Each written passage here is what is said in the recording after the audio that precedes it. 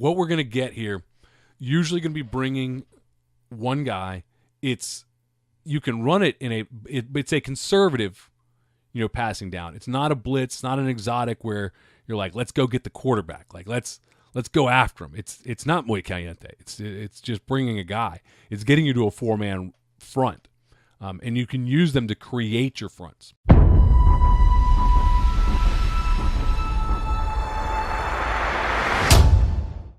The base blitz package in your 3-4 defense essentially involves blitzing one of your 4 linebackers. So what we call our 4 linebackers, the Sam, the Mike, the Jack, and the Will. Okay, so our 4 linebackers there, the Sam, the Mike, the Jack, and the Will. When we adapted this from the 4-2-5, it was a weak safety, a Mike and a Will, and then a stud. So you may see those, if you're in JDFB Insider, you may see those terms mixed in there.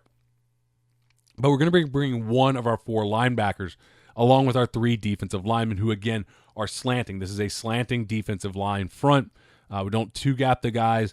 And assuming we're primarily talking roll cover 3, you can also run it with cover 4 quarters as well. Terminology stuff doesn't matter. You can do all of that. When you do it, again, you just got to maintain your force guys, know who they are. And really, most of the time, we're bringing an edge rusher. We're bringing a Will or a Sam, one of the outside linebackers. When we start bringing the middle linebackers, it's a little more likely that we're going to be bringing them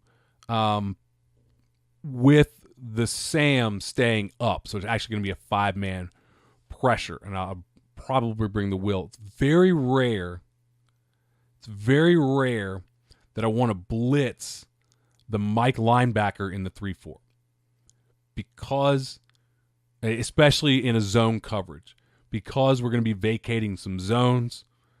I can get the Sam out there, but if I don't vacate with the Sam, if I don't keep the Sam up and I don't vacate a zone, then I could be potentially vacating a gap or losing an outside. I'm not losing an edge defender, a contained rusher. It's just not as good as I like. I can bring him, but one side or the other, in all likelihood, either I've got 2 open gaps, never good, or I've got a problem with my edge defender. So the Mike very rarely is going to be coming. The Mike is very rarely going to be coming, and the Jack, not that much either. So the 2 inside guys, much less in the 3-4 defense system than might in other places. So these 4 linebacker blitzes, or these blitzes with 1 linebacker, these are run pressures. They're not intended to get heavy pressure on the quarterback. And I think if you run, a 30 front, that we want to get, I want to be able to have 4 guys coming. But at the same time, because if it's a pass, I want to rush with 4. I don't like to rush with 3. 3 is just really easy to block unless one of those guys is a manimal, right? Unless one of those guys is a stud, it's really easy to block. And if you've got an athletic quarterback and everybody's dropped off and those 3 guys are blocked, now he gets loose. And I don't like that proposition. You may do it, and that's okay. It's not something that I like to look at. It's not something I want to do. So what we're going to get here, usually going to be bringing one guy. You can run it it's a conservative, passing down. It's not a blitz, not an exotic where you're like, let's go get the quarterback. Like let's go after him. It's not muy caliente. It's just bringing a guy. It's getting you to a 4-man front, and you can use them to create your fronts. They are run pressures, but they're not intended to get heavy pressure. They're not intended to get heavy pressure on the quarterback. It's not exotic. If there's no pressure called, then we're just walking the kind of the base call is an aim, what would be an aim smack, but it's not really a smack call. He's just playing like a strong end. So remember, I've got to have a C-gap player. So if I bring aim smack with a 3 roll, with a sky call, where the strong safety is rolling down to the flat. That's kind of my starting point, right? That's kind of where we get going, where that guy is up playing a 6 or 7 on a tight end. The Sam, remember the guy's 70% defensive line, 30% linebacker. He's up playing on the tight end. The defensive linemen are all slanting aim. They're slanting away from the tight end. Okay, that's kind of the base call. With no tight end, the Sam can either bring pressure as a contained rusher against the pass, or we've got a read in place against shotgun, zone read option type of teams. It's a different look there where we want to be playing for the quarterback. We will actually move that stud specifically to get him where the quarterback would be coming out in the zone read option. And that's kind of a goal. One of the reasons it was put together, actually. One of the reasons we started putting it together and using it. The Mike and Jack blitzes are A-gap or B-gap. So, which we call those, again, coming from the 40 front terminology. This is a lot of TCU stuff. Bullets strong, bullets weak. Okay, so it's bullet strong. Bullet strong would be the strong side backer, the Mike, and they're going to whichever gap is open. So again, this involves your guys knowing who's slanting where, who's doing what. So if we've got a aim bullet strong, then he's going to be slanting because the nose is slanting to the A gap, the opposite A gap, the weak side A gap. The end on the strong side is slanting to the B gap, slanting away from the tight end. Then the Mike is going to the A gap. That is a situation where I need something different than that call. You know, we've got a gap issue. And that's one of the things that I've tried to avoid is having a gap issue. So it's rare that I'm going to do this unless there's a good purpose. It's rare that we're going to do this unless we're bringing one of the OLBs as well, because now that will close off some of our issues, but that gets into your 5-man pressures, that gets into fire zones or man coverage blitzes. So it is not in my preference to bring a lot of 4-man pressure with the Mike or the Jack, but we can do it. They're good, but we normally run them as 3 under 3 deep zone blitzes with the Sam up playing that C gap. And now I can run the aim, bring him in the A, the Sam's in the C gap. And I've got my rotating down strong safety as the force. I've got my free safety as the alley.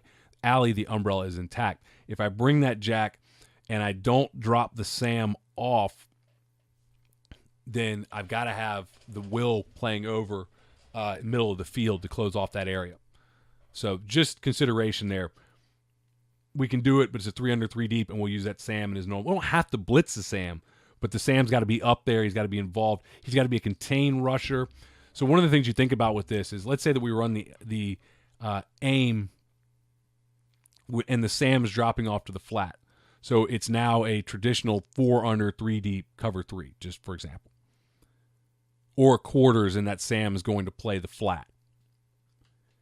In that situation, I've got an A-gap rusher, the Mike, and a B-gap rusher, the end, on the strong side. I have no one in C-gap. Even if it's a pass, I have nobody in good position to contain the quarterback in that situation. So I just don't, with a guy in A-gap and a guy in B-gap, nobody's in a great situation to contain the quarterback if he boots or something like that out of there. The most common call is to bring the Sam off the edge.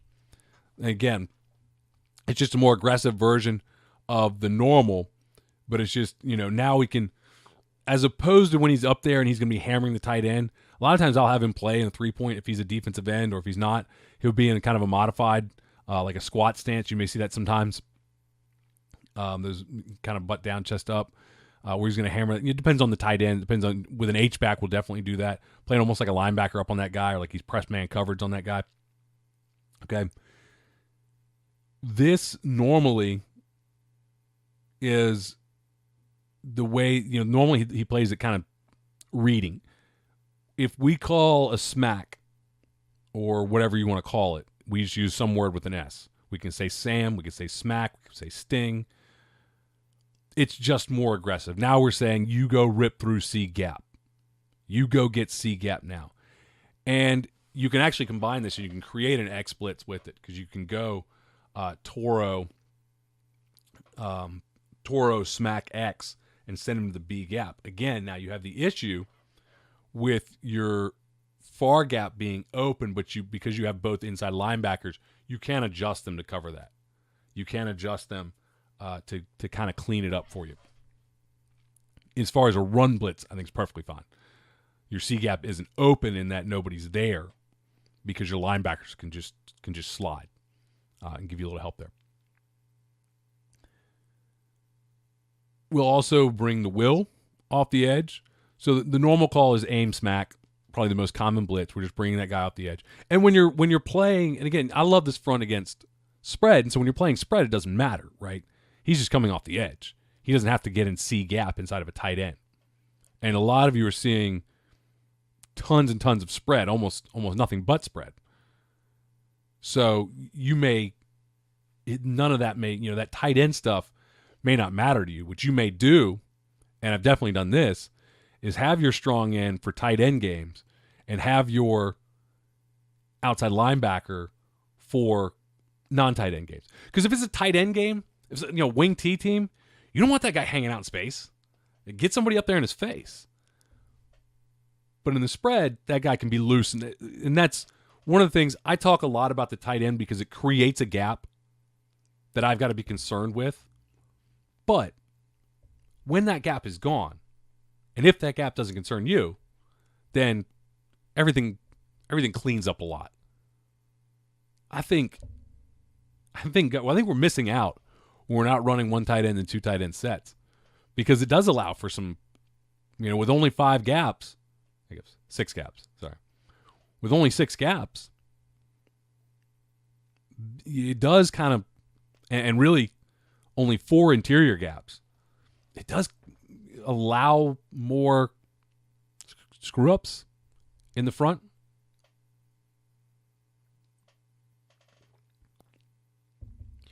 The only time that we'll really use Toro, other than some exotic blitzes, remember Toro is slanting to the strength or to the tight end. The only time we'll really use Toro, we use it against spread some. Same with out. We'll use out against passing situations, heavy passing situations, but very rarely. It's mostly pinch and pinch against a heavy run situation. A lot of aim. You mix them all up. I say a lot of aim, but let's say we run 70% aim. That's enough.